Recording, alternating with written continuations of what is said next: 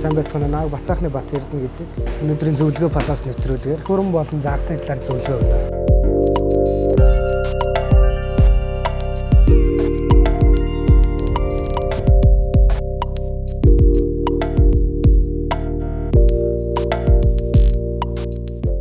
Загас сонгон жижиг давуу тал гэх юм бол ерөн бус тамхинаас гэх юм бол хүний мэдрэлийн систем, хараа, тэгээд тайван амгалан байдал. Хүн амар стресстэй гэртээ орж ирсэн ч гэсэн загсаа хараад айгүй тайван болох магадлал өндөр байдаг. Бусад тамхинаас илүү ерөн загсыг сонгоо авах шалтгаан нь болохоор амгалан тайван байдал, хүний ерөн нүдний хараа, тархины системд айгүй их нөлөөлдөг усны төлөв.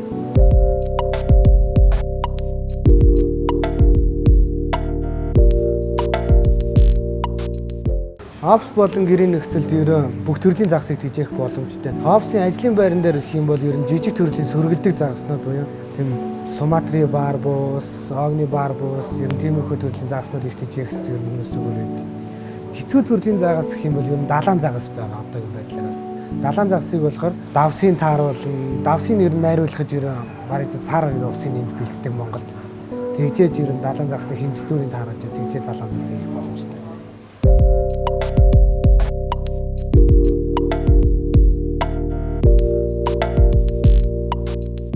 Аквариумыг бол яг бүтэн бод цэвэрлэнэ гэж байхгүй л дээ. Яг 7 хоногт нэг юм уу хоёр ингээд талж хөөж ингэж цэвэрлж ягаад аквариумны өөрт нь ашигтай бактери гэдэг, усанд нь ашигтай бактери гэдэг нь үржиж аквариум загасчин амьдрах чадaltaй байна. Тэрийг бүрдүүлэхэд бол айгүй удаан байлгаж, усын удаан байлгацсан л айгүй сайн гэсэн. Одоо загас анх тийж байгаа өнөөс бол хамгийн түрүүнд авах юм бол аквариум, фильтр, халагч, гэрэл энэ бүгдийг бүрдүүлж тэгжээж усных нь одоо тэр загсаа авах байгаа газар байх юм бол усын одоо ямар байх вэ? Ямар загсанд ямар байх вэ? Халуун үүдний сайн шалгаад тэгээ хоолын нэрийг тааруулаад өгч байхад ямар загсыг хийх боломжтой. Хатуу зөөлөлийн усных нь хатуун зөөлөлийн тааруулаад яах. Аквариумтай загсыг 7 хоногт 2 цэвэрлээд байхад болно. Дээдлэлт нь фильтр гэж байдаг. Фильтрт нь дотор нь тавьдаг фильтр, гадна нь тавьдаг фильтр гэж байна. Гадна аль альнийх нь формлооны 7 хоногт 3 аваад угаачаад аквариум яг усын бүтэн соёлын гэх юм бол дандаа 50% соёл. Тал усын асгаж тал усын шин ус гэж. Тэгжээд бүтэн юм соёл. Тэрнээс биш бүх усыг асгаад дахиад ус хийх юм бол тэр чинь ашигтай бактери гэдэг нь үүсчихөө. Холоорондоо мөрөдө загас өрөх магадлалтай.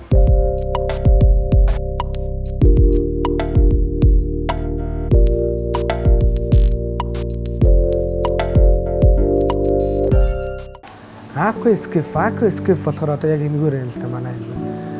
Энэ болохоор байгаль орчныг аквариум дотор тогтчулж яг байгалийн орчныг аквариум дотор харуулах юм тохиолдолтой. Ургамал бүх юм нь амьд байна. Ургамал нь амьд одоо дотор нь хийж байгаа мод, чулуу, хайрга эднээс нь бүгд амьд. Эднээсийг ургуулдаг бас бодис гэж юм байгаа л да. Соо хоёр болтонтой тийм соо хоёр ургамал ургуулдаг. Ургамлыг чи байнга ногоон байлгана гэвэл гэрэл аягүй их шаарддаг. Гэрлгүүд бол Aquascape бол яг явцгүй л. Анх энэ Aquascape гэдэг юм хийх гэж юмнуудын бүрдүүлээ гэх юм бол аада хөрс, ургамал, мод, гэрэл энэ дөрвийг бүрдүүлсэн байгаа юм. Тэгэхээр өөрөөсөө дотроо бодолж тэр юу төсөөлөн бодох юм аягүй их нөлөөлдөг. Aquascape байгалийн орчныг бүрдүүлнэ гэх юм. Төсөөлөн бодлоор аягүй амархан хийх боломжтой. Aquascape-ийн доторх тогтчлтын чулуу мод нь болохоор яг өөрсдөд нь усан дотор байдаг тийм илжирдэггүй тийм чулуу моднууд байдаг байхгүй. Тэрийг болохоор байгалаас бол авах боломж байна. Бүгд бол яг усан дотор байдаг. Мод гэх юм бол одоо дрифт фул гэдэг. Энэ болохоор усыг зөөлрүүлж загасны амьдрах орчныг бүрдүүлдэг. Ургамал нь болохоор байгалийн орчин одоо яг дрифт фул эдэн дээр одоо яг өөрт нь тогтдог тийм ургамал гэж байгаа л да. Тэр ургамлаа хийгээд тэр хайрах чулуунууд бол бүгд яг ургамал ургуулдаг зориултын тийм хайрах чулуунууд байдаг. Зориултын гадраас нь авч ирэл.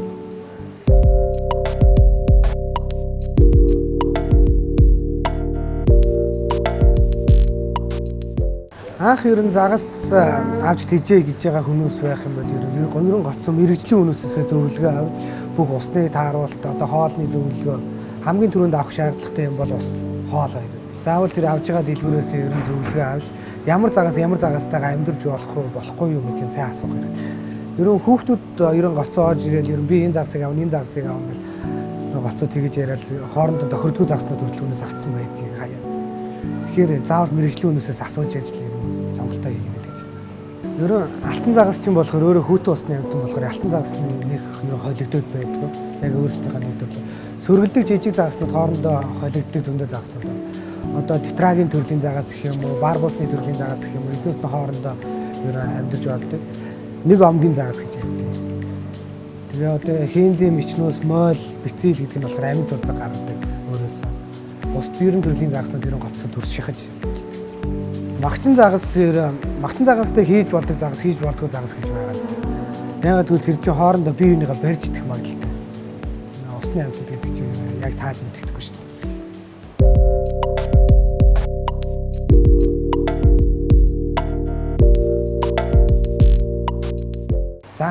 Загасны хоолыг өдөрт бол ер нь 1-2 удаа маш багаар өгдөг. Хоол ихтүүлэх юм бол загас өлдөж өгдөг, затгалдаж өгдөг. Хоол ихтүүлэх юм бол ер нь гидсэн дүүрээд гидсний өвчин тусах магадлалтай. Ус гэж ярих юм бол одоо усныг одоо халуун хүйтийн тохируулахгүй одоо жоохон бүлээн ус байж дээрээс нь хүүтэн ус хийчих юм бол мөөгөн зэртэх аюултай. Тэгээ хоолыг одоо аягүй их хэмжээгээр өгөөл хоол чинь ингээд одоо усан дотроо муудаад яах юм бол тэр ус нь муудаад ер нь загас өнгөртөх хүчин гэж аягүй хамгаалах хэрэгтэй хүчин байна. Загаснаас бусад яг аквариум дотроо хийдэг нь болохоор дун, соом, далаа хоод гэж байна. Биднээс нь болохоор ерөө хоол одоо загсанд одоо хоол ихтүүлнэ гэж яриад байна. Тэр нь болохоор усан дотроо ороод мууддаг болохоор тийм дун, соом мэдэр гэж тэр илүүдэл хоолыг мэдүүлдэг. Тэгээ шилний өнгөр цэвэрлэнэ.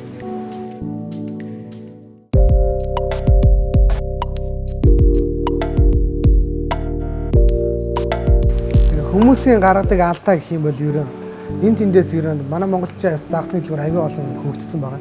Тэгээ ерөө энэ тэндээс загас авахдаг мэрэгжлийн үнээс нь асуудаг. Өөрөөсөө толгой мэдээ авч ерөө усыг ерөө нэг бол хүүттэй халуун усанд амьдардаг загсыг хүүтэн усанд хийгч магадлалтай юм. Хүүтэн усанд амьдардаг загсыг халуун усанд хийгч юм уу тийм. Тиймэрхүү маркаар ерөө аягүй буруу юм авдаг л да загсаа. За та бүхэндээ аквариум болон загсны талаар жаахан ч гэсэн мэдээлэл өгсөн байх гэдэгт найдаж байна. Баярлалаа.